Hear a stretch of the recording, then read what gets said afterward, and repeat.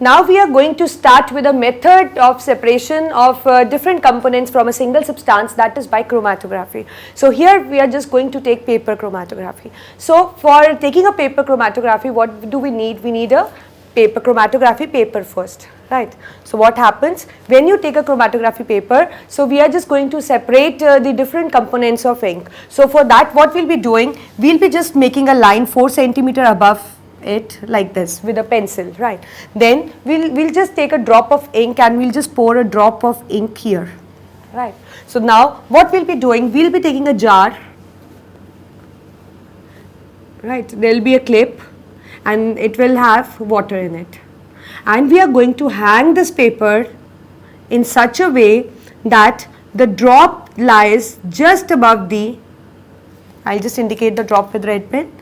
The drop lies just above the level of the water, right? So what we are going to see, that when we just lower this chromatography paper into the water, what happens, water has the ability like through a capillary action, it can flow, it can move up. So what happens when the water rises through the capillary present in the paper, so these the components which are present in it gets dissolved in the water.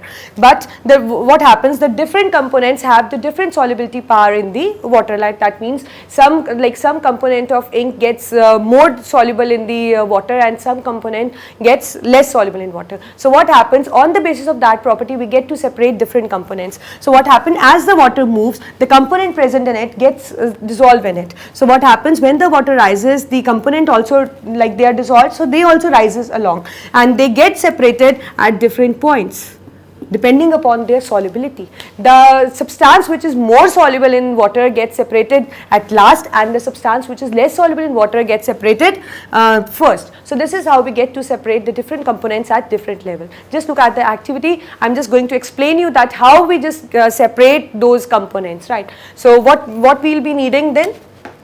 We'll be needing a pen because we need to put a mark, right? So what we are doing, we are just taking a chromatography paper, right, and we are just going to put this the mark with the pen, right? Just look at the activity carefully. So what happens, see, we have a marker, right? What we are doing, we have a chromatography paper on which the line is already done, made with the help of pencil. Now what we'll be doing, we'll be just putting the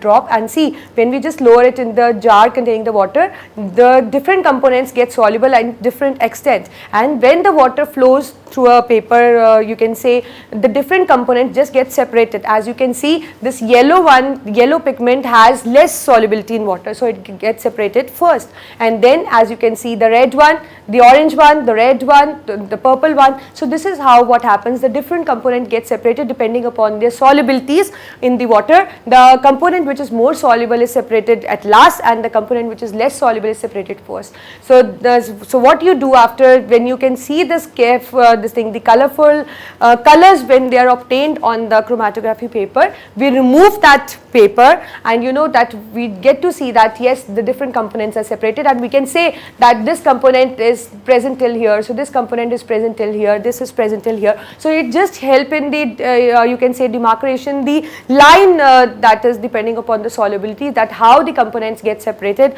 because they have different solubilities in the water, right? So this is how you can just explain the paper chromatography. And like I took an example of ink, like I separated the different pigments of the ink, you can separate any substance which comprises of different pigments or different components. So we can separate it depending upon their the property of their solubility in the water.